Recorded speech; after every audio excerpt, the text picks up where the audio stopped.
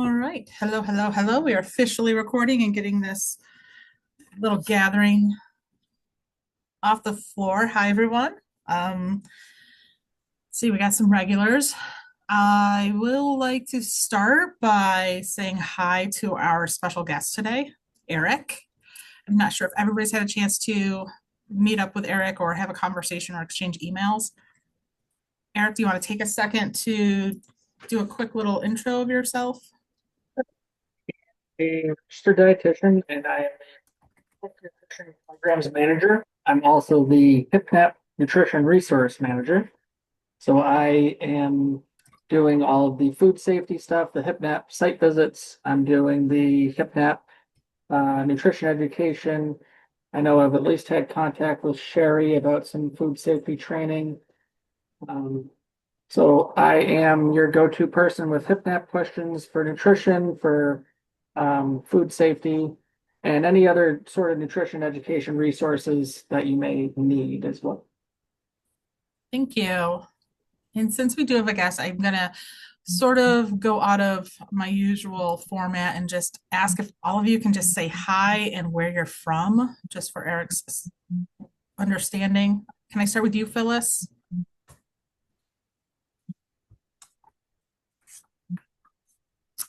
Once I unmute myself, sorry about that. I'm with the Painted Post Food Pantry. I've been there 17, 18 years or so, mostly do the grant work, but I also am involved with the volunteers and SIMSI training. So get a lot of information out of these meetings. Oh, I'm glad to hear that. Sherry, see you're next. Hi, I'm Sherry from United Presbyterian Church. Nice to meet you, Eric. Kerm, Yes, Kern Buzzard, Spencer Vidette and Food Covered. Treasurer and write grants at this point. all right, Pat, you're up.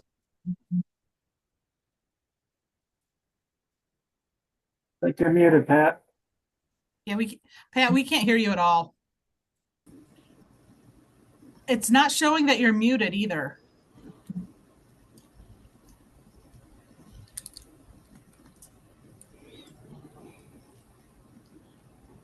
Nothing.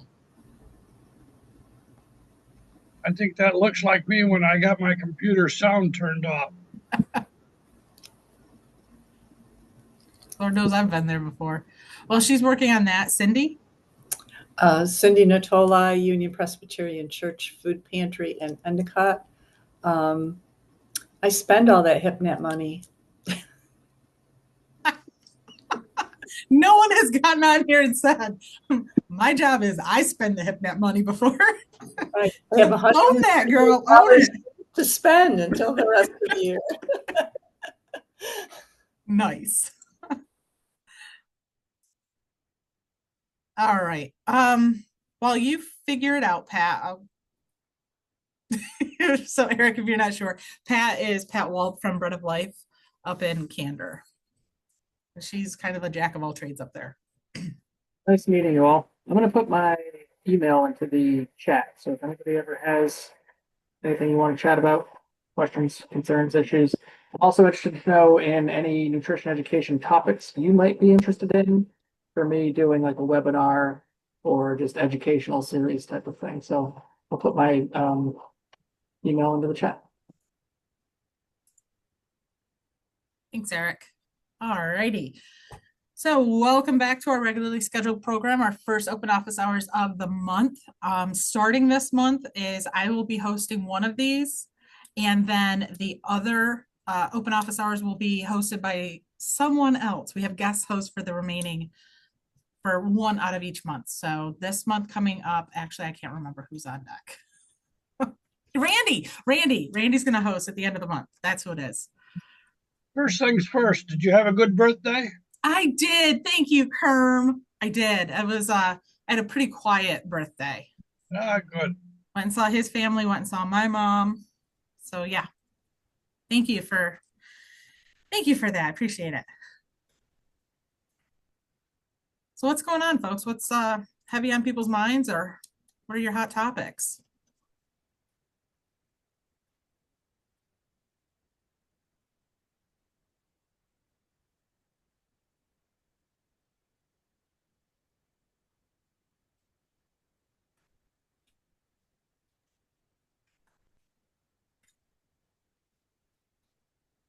Can I start? You may. Thank you, Kerm. I might as well do something here. It's pretty quiet here. Long, awkward pauses. Um, I just took a look at our first 6 month statistics, Okay. and they are roughly the same as last year, but they're higher. And I don't know if everybody is seeing the same thing, but our numbers are going up just a wee little bit. And so it's going to be interesting, I think, for the rest of the year. If that's the right word, interesting. Interesting might be a good word. How's everybody else faring? We're a little ahead of last year's. Yeah, not by a whole lot, but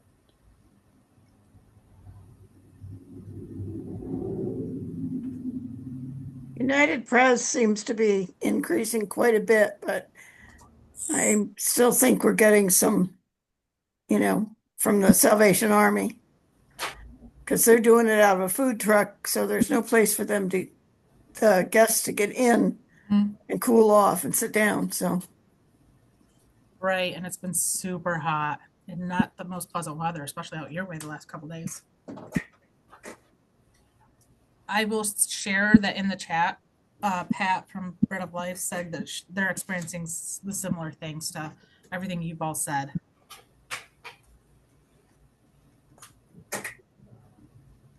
All right.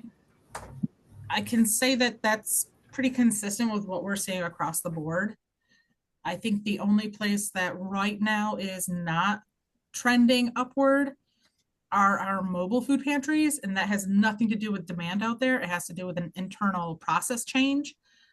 We were texting ahead of time clients in that service area for those mobiles to say, hey, the mobile's going to be this day. Remember to register. Hey, the mobile's coming up. Remember to register. We've stopped doing those reminder texts. So it's very much like it used to be pre-COVID, where people either they knew when it was going to happen, or they had printed out versions off of our website, things like that. So while we're adjusting to not giving those reminders out, we do anticipate it coming up a little bit higher. well, you're talking about those mobile food pantries. Yeah. The last two times, two of our volunteers also volunteer there, and they've been bringing the access to us. And I know a few months ago you were talking about all that little paperwork. By the time, they don't call me, it's just there. What do we do about that? Don't they know about that, the people that are at the pantry? So that's a good segue into the sub-distribution requirement from Feeding America.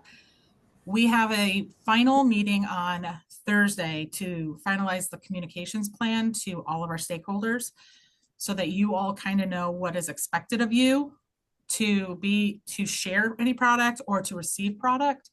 And that includes those mobiles. Ultimately, there's going to be one contract, one little addendum that everyone signs. And it's also going to be your tool to see, like, if you do have leftover, I don't know, like black beans that you just can't move, you can go to that list to see who around you has also signed it, so you know that they are an eligible recipient. So it's going to be twofold. One, it's going to make sure that we're in compliance with Feeding America. And two, it's going to give you a tool of where you can share. And just remember that the sharing is not the rule, it is the exception. We do anticipate and would rather that you ordered food to get out to your community, but we understand that sometimes you get a little too much, or you try something new and your families just don't like it. So hold steady. Everything is still fine the way it's going. We will be rolling these out by the end of the month. And we do anticipate a little bit of like wishy-washy time as people become acclimated to the new process. And just remember, if it's coming from a mobile, that's one of our mobile food pantries, they're going to be on the list because it's us. They just can't give it to somebody that is not a food bank partner. But luckily you are. Right, but then there were 5 cases of grapes this past Mhm. time. I had already ordered 5 cases of grapes, so swimming in grapes. So we in turn passed those grapes along to Krista with the, oh heavens, what's the name of the, Is it Good Neighbors? yeah, Good Neighbor. We're they're- working with them. We're trying to make sure that they get included in this because they are such a wonderful resource for you folks out in Broome. Right, so that seems to be our chain. The mobile food pantry to us, and then what we can't use, I pass on Okay. to Krista. So that's gonna be probably our chain. Okay. And we're working with the folks at Good Neighbors too, because they do a lot of retail recovery too. So we want to make sure that we have a good contract with them and that ensures food safety.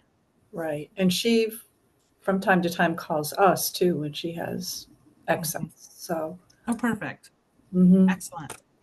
Excellent. So stay tuned. That is coming. I appreciate all of you guys keeping that at the forefront because this has been coming down the line for a while. And I really appreciate all of your attention to wanting to stay in compliance and do everything right. There is a question in the chat from Pat. Where do we send the TFAP agreement signed form? It said to upload, but I didn't find a place to where it should uploaded to. Can I just read this without reading it? Yeah. Pat? Oh, hey, we heard you. Oh, okay. I think I figured out what was wrong. There's this cute little button on my microphone, Uh-huh. and it gets a green light when it's on.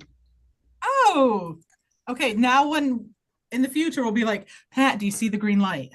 There you go. All right. So ask your question. I went on, we got the thing for the form that it's the recipient agency agreement. And we were to sign it, and then it said to upload it to get back to you. But I couldn't find anything there to upload it. Should we just attach it to an email to somebody? And if so, who? I'm not sure what you're seeing because other ones have been uploaded and submitted. Okay, well, It's at the bottom. It is at the bottom of the form. But if you really are struggling with it for whatever reason, I can feel go free back to- in and look at it. if you still can't find it, attach it to an email because To whom? me, Okay, send it to me. It's a contract. So send that to me. I'll take care of it. I'll make sure it gets added and it gets processed on our end. Keep a hard copy. That's the really important part is the last 4 years when OGS has come out to do audits of our partners, there's one thing that seems to be a recurring finding, and that is folks not knowing where to find they call it the food bank agreement, but it's this Appendix A TFAP agreement is what they're talking about. They call it something else and that confuses people. So we'll have it on the computer so that you do have access to it electronically, and we'll put it there. But more importantly, we want you to have that hard copy on site with your invoices so that when they come out, you can just pull it out and be like, woo, I've got it. You want it with the invoices filed? Because they're going to ask for your invoices too. Okay. So so when they come out, they're going to ask for completed attestations, which we all know about. They're going to ask for this agreement. They're going to ask for your pest control logs. And they're also going to ask for signed invoices. And they're looking to make sure that they're signed. They don't actually care what you ordered, just that they're being signed and kept on site. And you guys are good for the rest of the year. They're not coming back out until 2026.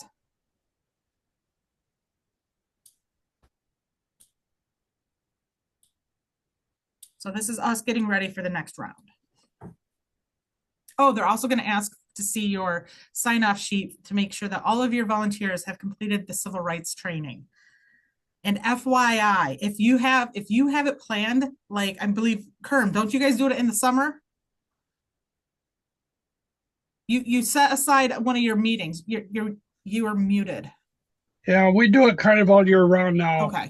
We do the training at our volunteer luncheon, basically, so that we get 30 people there all at once. But you've got a lot of other people that come in and out and so forth. So we do it. Mhm. Then we've got the book there that they go through and sign off on. Got it. One of the agencies that they visited this year schedules it for the summer. And they actually came back with a finding saying that they hadn't completed it yet, even though they do it annually during the summer. During the summer, yeah. So the moral of this story is try to get it out of the way in the first 3 months of the year. It's all these little pieces that we're trying to put together to make this big puzzle make sense. So The other there's- problem that I have with it, and that's just a Kermit problem probably, is that who do we consider volunteers? Great question. And you know, if it's people that are in the pantry and handing out stuff and so forth, or is it people that come in, or is it people that deliver food that don't necessarily do anything else? So it's a question of who I consider volunteers versus who they would consider volunteers. I actually asked that question too, because we've been told right up until earlier this year that the volunteers that critically have to have this training are those that may come in contact with the people you're serving. So if they're working the tables, carrying stuff out to their cars, doing check-in, delivering to people, then under that definition, they would be considered a volunteer. What they said is anybody that's working in the pantry doing any of this type of work should also be doing this training.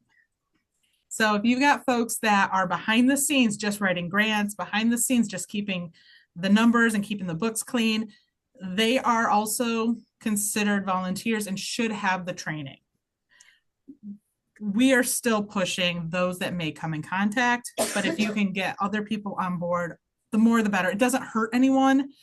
And if they're not comfortable just, sitting through an in-person training or hopping on a Zoom, you do, or you should have the updated slide deck that they can just flip through and then sign off. It's very, just as an example, we've got one person that typically picks up for herself and then picks up for 3 other people, Yeah. and delivers them. Now, I consider her probably a volunteer, but she's nowhere on our books. Right. So how is she doing it? Because is she coming as a proxy? Yes. Then she's not a volunteer. If the other client, the recipient client, is asking her to do it and she's doing it on behalf of them, then she's just a client that's receiving food. But if you are asking her to do it, then she's a volunteer. Oh, okay. So then I'm struggling with the word proxy versus volunteer, I guess. Yeah, I mean, we don't ask her to do it. Mm-hmm. The other families ask her to do it. Then she's not a volunteer. She's just a good neighbor. Okay. Amanda, Yeah. I got a question. It's the way I'm understanding what you say. It's basically it revolves around food. We have a couple of volunteers that come in and help, either like when we do a major cleaning, help recently paint, and there's no food around. I mean, what's on the shelving? They're not volunteers. I mean, they volunteered their time more because of high school, because they were in Key Club or Honor Society and were donating their time to a community organization. They're not volunteers. Am I hearing you correctly? Because they have nothing to do with the food other than maybe they help take the cans off, put them on the table so they could pull the shelving, roll the shelving away. I would say use your best judgment on this. If there's any chance that somebody could show up and ask for food while they're there, then maybe just ask them to review the civil rights training and sign off on it. If if they're not and it's completely separate and everything is shut down and it's just like having a service person come in and look at your refrigerator, Right.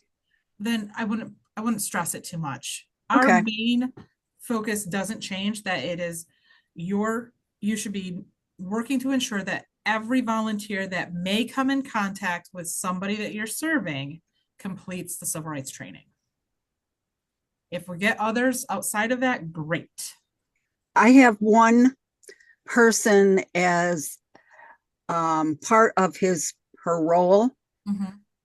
comes in maybe once a month and works in the morning to help get pantry ready for the afternoon when it's open. And he he works with somebody else sorting vegetables, that kind of thing.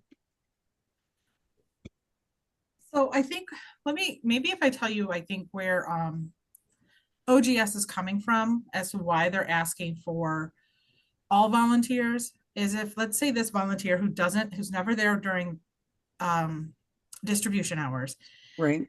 and he's out in the public doing his own thing, but he recognizes somebody or somebody recognizes him that is a client, and there's a negative interaction. So it's kind of like you want to just cover your butt and make sure that everybody knows just to treat everybody with dignity and respect. And that's really what the training is. And yet we can't prevent all situations, but at least you can say, well, that individual was trained and now we're going to retrain them and require that regardless of interaction with clients during distribution, because it is such a small town, it's possible that they're going to know each other. Let's make sure that at least our butts are covered because they have done the training. Well, nobody in the pantry knows why he's there. Hmm. You know, it's a condition of his patrol. I don't think it's anybody's business. Oh, okay. So nobody knows.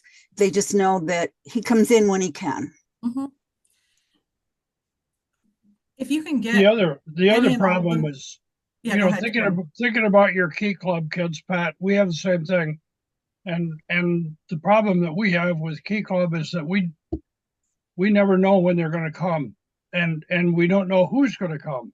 Mhm. And so we wind up with a couple of different people maybe every time, and getting them to read the book and sign off on the book every He'll time never come again. is very difficult. Yeah, and it's one of those. Yeah. This just, you know, we just put out to the school, if anybody over the age of 17 or older wanted to help paint, Mhm. and a couple of kids came over and helped. I wouldn't stress these situations too much. Okay. Really wouldn't. You're doing the best that you can to make sure that you get as many folks civil rights trained as possible. And you're definitely getting your core volunteers that are interacting. I wouldn't sweat it too much. And I mean, if it is a group, if it's one of the clubs at the school, maybe at the beginning of the school year, you hand them the civil rights training, the PowerPoint, and just hand it over, have them all review it, sign it, and then get it back from the supervisor, the teacher that's in charge. That's a good idea. Let them do the work for you. There we go. I was just thinking of our middle school kids. We've got a class every 2 weeks that comes in and packs grab and goes, Okay. and so they're learning and packing at the same time. I can just imagine all those middle school kids reading that material. Here's what you can do. Just say that you did it. Put it on a laptop or whatever you got. Let it roll with the volume turned up while they're working. Oh, They'll work fast because they want to that's get a good idea. That's a good idea, Pat. And we do have that on, I'm going to do an updated recording of it. So it'll be on YouTube. You guys can have access to it. There you go. put a little rock music to it or something, folk music, something in the background. They'll listen. The problem is that we can't get signatures on anything because we're not allowed to know who the kids are. Oh, that's true. Oh, well, okay, so again, this is where I say you put it back on the school, on whoever the teacher is in charge of that group. And then they can just ensure that it's done. That's interesting. Okay. Is But it because they're middle school age kids that you can't have, you're not supposed to know who they are? Well, we know because we get each class comes in once a week and they pack the grab and goes, but we never know who picks them up at the school. Uh, And so that's at the school, that's all anonymous and oh, okay. anybody can come in and pick them up and we have no idea where they're going. All we know is we send out 50 of them a week or something like that. All right. So let's see, we went over service number increases. We touched briefly on sub-distribution of product and TFAP agreements. What else is happening? All right, I'm looking at this crew. Does everybody have your turkey application submitted? Well, we I thought don't we yet. did. Oh, you thought you did. I thought we did too, but it seems that the form Nancy put up a form for me to collaborate. So I did. I went in and did my thing because she doesn't like the wordy part. Okay. And I don't know how it happened, but she put her numbers on one thing and I put mine on another. So, and they haven't met each other. Uh-oh. So I have to go figure out what happened. I had 2 invitations to collaborate, which confused me. The first one I couldn't get on. The second one let me on, but that was the totally blank form. Okay, I do see 2 in here. It looks like you started one and Nancy started one. So Yeah. it doesn't but I look couldn't like get to you guys are hers. collaborating. Yeah, I don't think we did. Okay, let me just look at hers and Because I did what I did and so saved it. hers needs some language. Yeah, and mine has the language. Just leave it to us to screw this up. Put them together and divide by 2. How about this? Give me a minute when I'm done here. I will copy your answers over to Nancy's Okay. and then I'll invite you to collaborate on it. Okie dokie. Oh, you guys crack me up. Fix BLL's turkeys. All right, now that we know what the ladies up in Candor are doing, what about We're not everyone doing- else?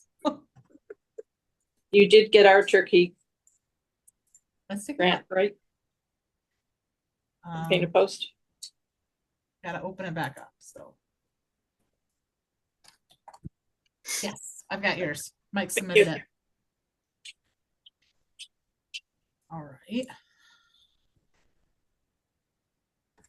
And, We're on? yeah, go No. ahead. Nothing. It was one of those bloops into my head.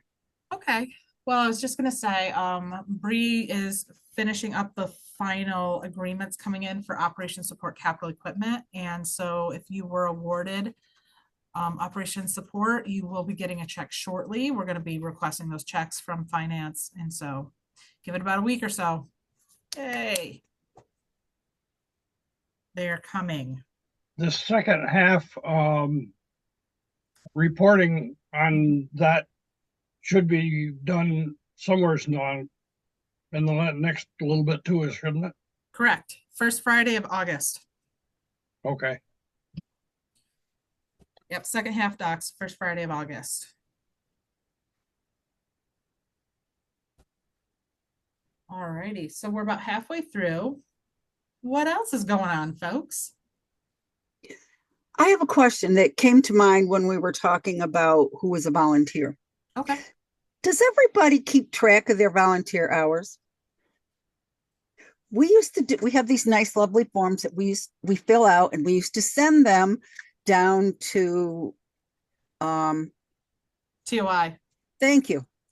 And nobody seems, I know when I became director and I sent it down. I happened to be in there and met the people down there, and I said, why do we send you these forms? They hadn't a clue. So I'm wondering, do people keep track of their volunteer hours? We used to when we had to send them down there. But we haven't done that in years now, so the answer is no. We do keep track. We've got a sign-in sheet for volunteers, so we know who's there, but that's it. Okay. Okay.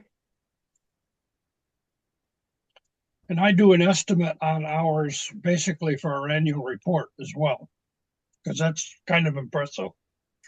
It is. I know I always read the base that, like when it's end of month, like the first week in no, well, we weren't open, but when we were open in July, I would just let the volunteers know how many people we served, how many new people, how many meals, and I give them their volunteer hours.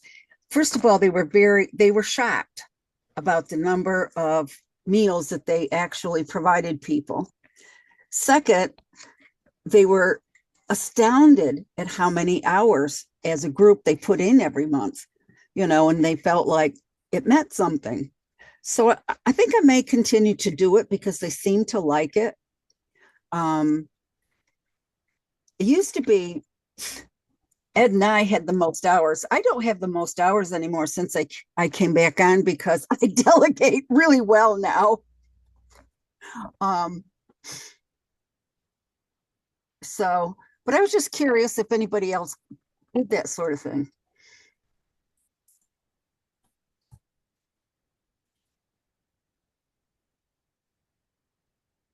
All right. One of the reasons we do it is Chow requires it from us. Along with partner-driven pounds, we have to report every month. Yeah, we do that. My Nancy person does that. She keeps track of all of that. Right. But yeah, the congregation really is amazed every year to see how much support. Yeah, people give. we occasionally put it out on Facebook, just to let the community know that a lot of them didn't even realize we were there. And we're quite surprised at how many people we actually serve.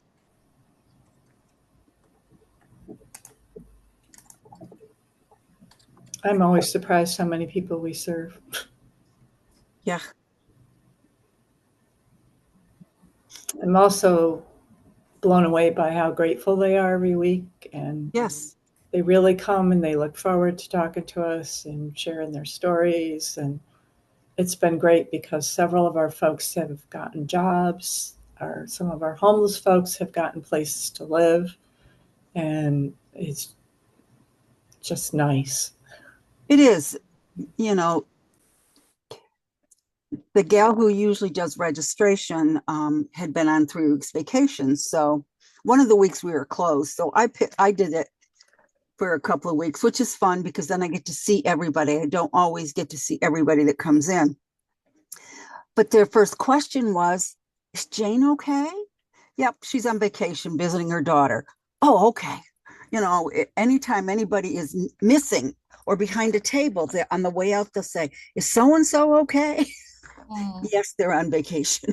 They had something they had to do today or whatever. But it's nice to know that you don't realize sometimes the impression you make on people. And it's just kind of a nice feeling.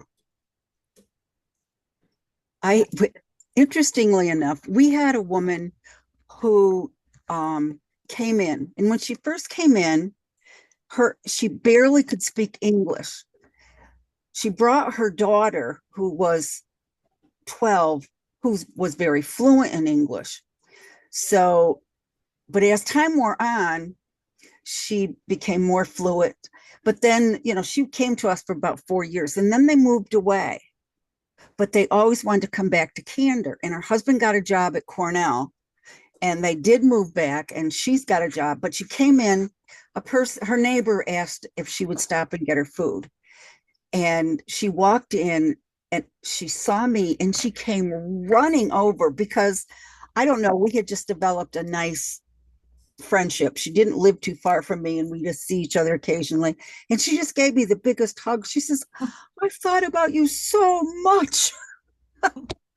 You just don't realize the impression. And her English is so much better. We were laughing about it. She said, remember when I couldn't say much of anything? So anyway, we do make a big impression. Hearing you guys share these little stories, we have some new folks in our communications department because we had some turnover. We lost some excellent people, but we've gotten some excellent people back in. And one of the things that they're trying to, we've mentioned it before, but just when we start to get momentum, something changes. But like these story nuggets, what are these mission moments that keep you guys going? Like what you're sharing, Pat. It's the little things, it's the soft touches. And what I think would be excellent to see is some of these like little 2 to 3 line stories, like just kind of around like how much the caring goes both ways. It's reciprocated, the caring and the respect within the community. And then also those of you who have like an online presence, like social media, we want to be able to share the work that you're doing on our social and give you guys a shout out, but also just do an agency spotlight to be like, guys, it's not food bank. I mean, we're kind of behind the scenes, but the work is being done at Bread of Life, at Painted Post, at UPC, you know? It's like putting you guys back to the front of the story where the work is actually being done and spotlighting your roles in the community. So keep these thoughts in your head. And if a really good mission moment or story nugget pops up, drop us a line. We'd love to. And look, we're not interested in poverty porn. That's not something that we want to play with. The idea of like doing a story because somebody's down on their luck, that's not it. It's like we really want to see the community impact and what it takes to rally behind each other at a community level. That's actually the drive that we're looking for. So keep those things in mind because you guys are in the thick of it every day. I should do more of that, and I don't even think about it. The job that I have during distributions is in the parking lot, and so I talk to most people, you know, and it's just enjoyable because I don't care what the weather is. It's they're good people. Absolutely. And if you could ask them, like, what does receiving this food mean for you and your family? Just that one response. That's not negative. It's like, it's really showing the worth of the work that you're doing with your volunteers. And then put that on your social media. You guys are all over Facebook. And let us share that out widely too. Yeah, we need to do a better job of really pushing you guys forward. I have a couple of quick children's stories. Yeah. This one new family came in and they had 2 little girls. And while the mom was filling out her registration form, the older of the 2 girls came flying at me and gave me the biggest hug. She didn't know me from Adam. And I said, well, hello there. And now, I mean, it's been 3 or 4 years. You know, she always looks for me. Oh. When I was off for a while and went back, she started crying when she saw me. She was so happy I came back. Oh my gosh. One time they went on vacation to Tennessee. She said, I'm going to be gone for 2 weeks. Can I give you 2 hugs? Another one, the gal that usually mans the dessert area, Chris. We a lot of times from Wegmans will get one single cookie in a package, and she sort of sets them aside because when the kids come through, there are certain kids who love those cookies, and when they come through, whoever's with them usually engage them to help picking out a dessert. And Chris will say, is that all you want? And they get the biggest grin on their face. And they go, please. And she gives them their cookie. Oh We have my an goodness. we have an older gentleman who hands out the meat, and he takes he out of his own pocket, he buys, they're not Matchbox but little metal cars, and he has some little girl kind of things too, so every kid that comes through there gets a little toy, and he's done this for years. Oh my goodness. That's so precious. We have another little guy who has his own shopping cart, a little midget cart, and he's allowed to pick out fruit, the type of cereal, and the milk Mm. that he puts in his cart. He doesn't put anything else in his cart without his dad's permission. They're so cute. We have another little gal who's just 2 years old. When she comes in with her mother and her grandfather, and she'll sit in the cart and she gives you this beguiling look, because what she wants is, she holds the cart, because we have these little cards that if you're a family of two, this is how many choices you have. And she likes to hold them. And now she's learning her colors because she knows that they get a green and her grandfather gets an orange or a pink. Mm. So she knows her colors because they're different size families.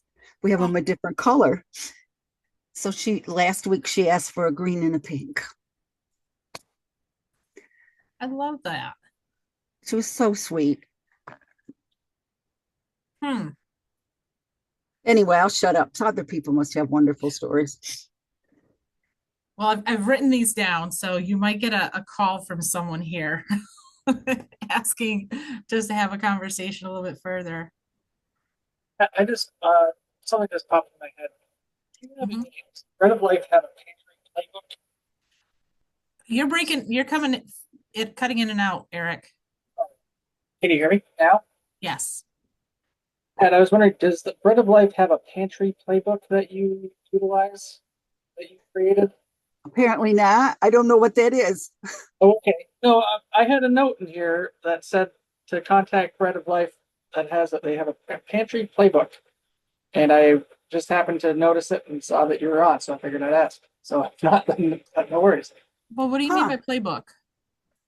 I think this was a note from May. I think this was kind of like setting up a pantry, best practices type of playbook for a pantry. I believe that's what it was. So there was a while back, Pat, you were working on your job descriptions for all of the roles and the volunteer Yeah. positions. That might be kind of like what he's talking about. Okay. Would you? I was just wondering if it was a thing that you might be willing to share for future pantries. Just Or- to- It's on help it's on people. about 88 Post-it notes and pieces Oh, of all right. paper. But yes. There's a big book back here that has them all in it. Well, when I became director, there was nothing. Mhm. It was kind of odd situation. It was dropped in my lap, and I just sort of learned from Amanda. Amanda has made me who I am. Stop it. Um, Because you're absolutely right with all the post-its and the random pieces of paper floating around. That is me. no, but I did have a past director that I could glean information from, but it was in bits and pieces everywhere. And coming from, I mean, I'm a retired nurse. I'm used to going and having a policy and procedure book and to go look up something if I was unsure, and there was no place to look up anything because it didn't exist, or it was in random pieces of paper in various filing cabinets or in somebody's head. So that's henceforth why it's on Post-it notes and random pieces of paper. So since it's not all compiled together, would that be something that you could grab all your post-its, all your pieces of paper, all your binders, and come up, we have a day of it and we just organize everything and put it all together? Good. That sounds like a plan. So that way you're not trying to feel too overwhelmed by it. I've just been doing it in bits and pieces. I had this, that's the old me. Right now it's around to it. It's in my round to it. Well, it comes down to, and I don't mean to take over from your point, Eric, but this whole piece around sustainability and succession planning, and what do we leave to the person that comes after us? And right now, my desk is full of papers and Post-its and all of this stuff, and that's not the best thing to leave to the person that's coming after me. So I'm working really hard to kind of streamline it and get all my SOPs and policies and processes together. So I'm in the same boat as you, Pat, but I think this might be of value to the network. Does anybody else on the call have something, have a playbook or like How-to book? a how-to book, how to run your pantry? Kerm, you're a systems man. You've got to have Well, one, Kerm. Yeah, and I came in with the same thing, and you'd learn by the seat of your pants, and so we wound up putting together, here's what the director does, here's what the treasurer does, here's what the secretary does, here's what the ordering person does, here's what the packing person does, all those kinds of things. So we did put that in a several page kind of thing, kind of a rough draft of it anyway. And so we've got most of that down so that we can share it with whoever comes next. The problem that you've got is that I don't care who comes next, they're all still flying by the seat of their pants, and it really is a learn as you go process, even as much as you've got written down. Mhm. You're right. You're right. But at least it gives you a clue. That's what I wanted. Just a clue. Just give me a clue. Some of the questions I had, people would say, well, maybe you do it this way, or we've been doing it this way. And I ask why, and they had no clue why. I mean, if it sounded like they were going around Red Robin's barn, or some of the things I just plain didn't know. Right. Like what all those abbreviations mean. No one could tell me where to go look for them. We have a new document. I'm happy to share that out. It's been updated as of January 2025. I have to say that I gleaned a lot of this training stuff off of the food bank website. Trial and error Mhm. kind of thing. So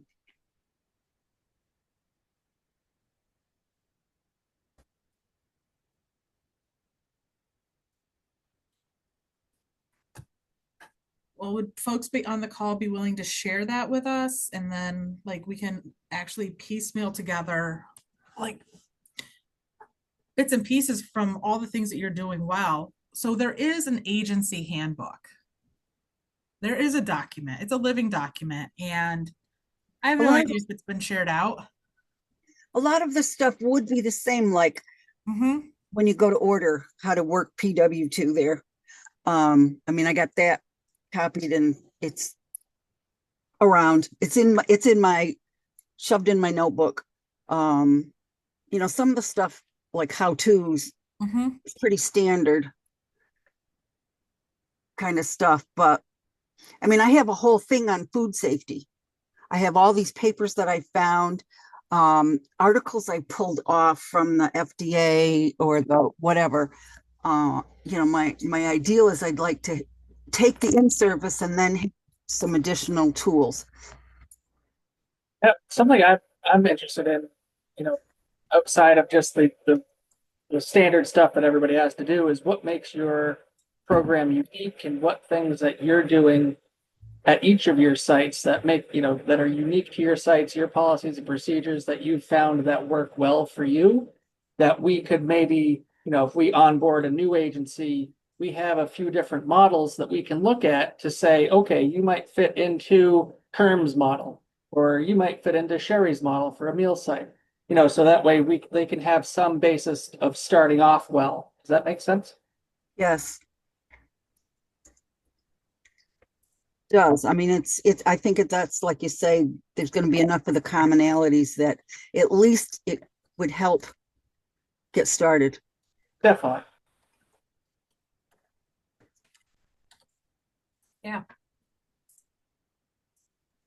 I would go at this just a tad different. Actually, is that, you know, when Sherry said Presbyterian Church, that's the one I go to, by the way, regularly. I've been clerk there for 25, 30 years, who knows how long. But there's a lot of churches out there that you get a new person in, have no idea what to do. And so, what I have done is made myself available for working with somebody that's new and have some things written down that we can start from and then go from. It would be interesting for the food bank to do the same thing, to have people out here that would say, okay, Pat does some things, Sherry does some things. Would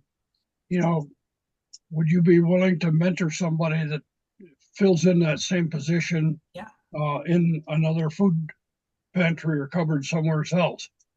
It would be kind of interesting to have a list developed like that. I love that idea, Kerm. You guys really are the subject matter experts. So it actually makes more sense to connect you with somebody else than to have them come to us. I think one of the things that we might be a little bit unique is that we do the menus every week, depending on what's on the shelves. And we have 5 or 6 different menus depending on family size and language spoken. So people just fill out a grocery list. And we found that is very efficient for us, and people over time only take what they need and what they can truly use. And we don't find things laying around on the picnic table anymore because they're only what they can use. When they come in, do you walk around with them? No, they sign in, we update their information in the computer. We have computer people, not me. And then they go in to the kitchen waiting area. They have a snack. We have cold drinks and little snacks for them, and books for the kids to take home and so on. And we give them the menu. They fill it in, turn it back to us, and then our packers go and pull the items from the shelf. Oh. And pack it in their grocery bags or their boxes or whatever they happen to bring.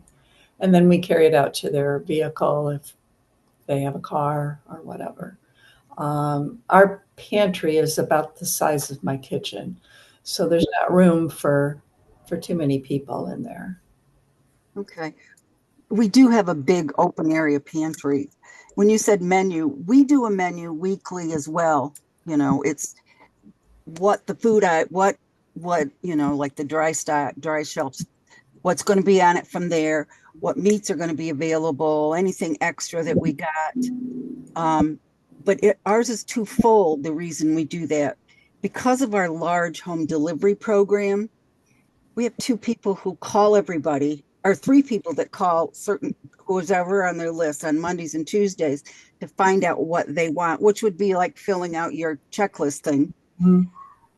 And the volunteers and helpers come in on Wednesday morning and fill all the home delivery boxes.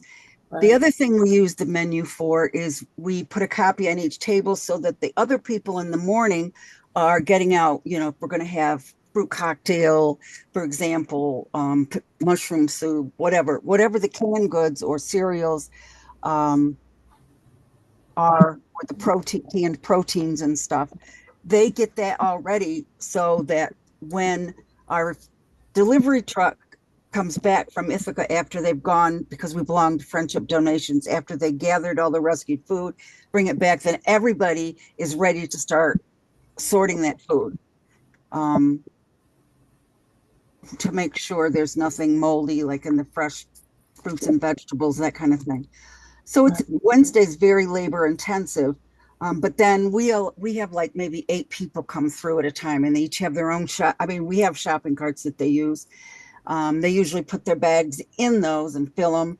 Then when they go out, we have 3 individuals who, if they only have a couple of bags, we'll just take them out and carry them to their car. Or if they have a grocery cart full, they'll put them in their trunk or the back seat, wherever they're going to put them. And then they bring the thing back. So Wednesdays I call ants at a picnic, because everybody is so busy. We start at 9 a.m. and close at 5:30. So everybody is just moving, doing something. It's labor intensive, but we always seem to have fun. There's a lot of singing going on, because there are several of us who, if you say some kind of a word, it reminds us of a song. But anyway, that's our Wednesday. I don't know why I'm babbling on, but the menu keyed all that in. Yeah. And the other purpose of our menu is we have about 6 families that I actually email that to prior to pantry day because of their work schedules or transportation.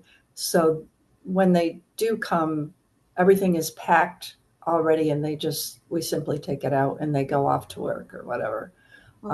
So it works well. Thank you guys for sharing that. I need to topic shift real quick. Sherry, is that a puggle? You can't just be holding a dog and petting a dog and not expect me to see it. That looks like a puggle. You're muted, hon. Yes, Chihuahua mixed with a pug, probably. Oh, so it's not a puggle, because a puggle is a pug mixed with a beagle. Oh my goodness. No, it's a Chihuahua. Look at that face. He only weighs 10 pounds. Oh wow. My cat weighs 20. Jeez. Well, if you're going to talk about animals, 2 weeks ago, one of our people came in and said, there's this tiny kitten outside and I'm afraid it's going to get run over. And he was very, very worried. So as soon as I finished and could get somebody to take over, I went out to find this kitten. Well, this kitten decided it was going to jump up in my wheel well of my car. And then it decided it was going to go into my engine. Well, I called my husband to rescue this kitten, and we brought it home. It's still here. It now has a name, Rosie. I wanted to name it something to do with the food bank or the Bread of Life, but I couldn't come up with anything that sounded normal.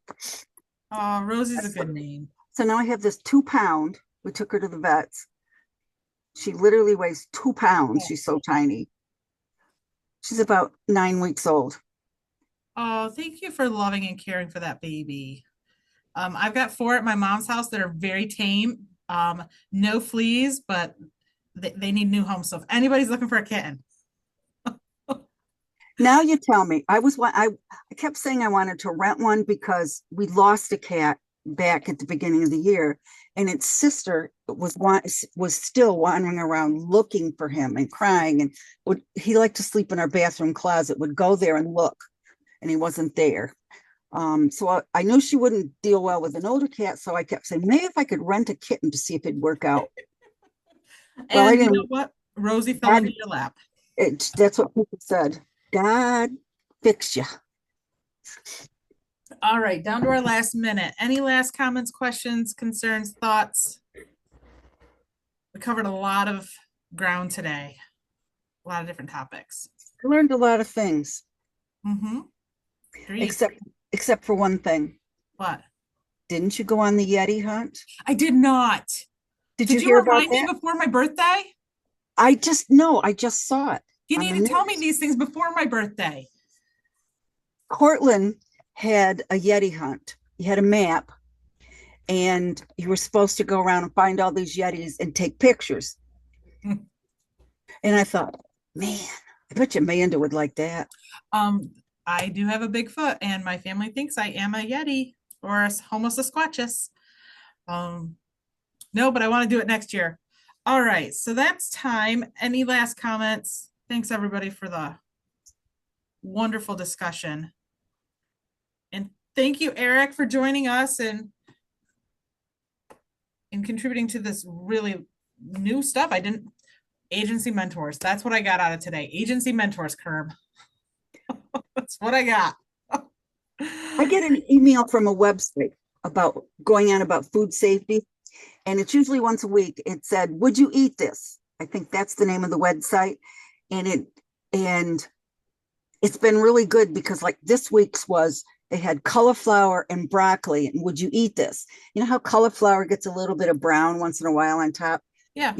You can brush it off and eat the cauliflower. Some people would throw it away. But I had some people who were very antsy about certain things like strawberries with little brown spots. They thought they were bad. They were not bad. They just had a little brown spot. I said, if you had gotten these from a store and it was at the bottom, what would you have done? Well, I'd cut it out. I said, tell people they might find a brown spot, but all they have to do is cut it out. And if they want to throw the whole berry away, that's their prerogative. And I'm going to tell you something. The reason I did this was we have pig buckets because we get moldy stuff. This one had all these strawberries in them and it was sitting outside when I came back from lunch, and I looked at them and I picked them up and I went, what's wrong with these strawberries? I took home 2 dozen of them and made strawberry shortcake. Oh, wow. That's a They really good all training. they were just tiny little things. So, and they were huge berries, Jagunda. And normally you'd think they'd be hollow. These berries were not hollow. I mean, they were huge, huge berries. And so I said, we can't be throwing away food that we've rescued. Yeah. I don't care how many pigs we feed. I mean, we definitely get stuff goes to the pigs. So that is really good feedback. And I think this lives in your wheelhouse, Eric, in partnership with Kathleen Passetti and all the food recovery. What options, what trainings do we actually provide on identifying food that's still good to eat? I think that would be a really good program.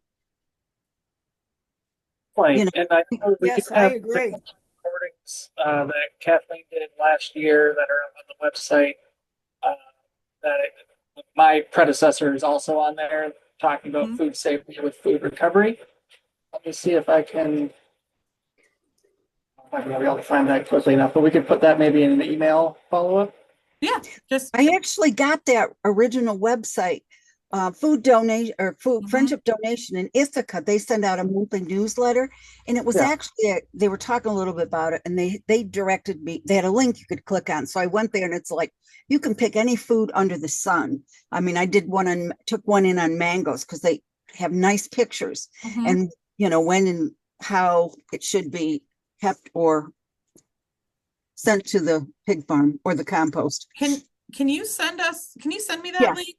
Yes. Include Eric too, because I think that's something that we could probably share out in our newsletter or even in my weekly emails being like, hey, are you interested in learning more about this? And it's, this email thread. The nice thing about it is they give you quick facts, but then you can click and you can read the whole rationale of what's going on, why you should or shouldn't eat it. Nice. I love it. Thank you. All right. Anything else? Because we are over time and I do want to let everybody, and Eric just put the video link in the chat for those of you who might be interested in watching that video that has, I think it's Caitlin along with Kathleen Passetti. All right. Well, thank you all. It's good seeing you. We are back next on the 28th, which is the fourth Tuesday, but it's not me. It is Randy. So hop on, give her some love, keep the party going. All right. Till next time, folks.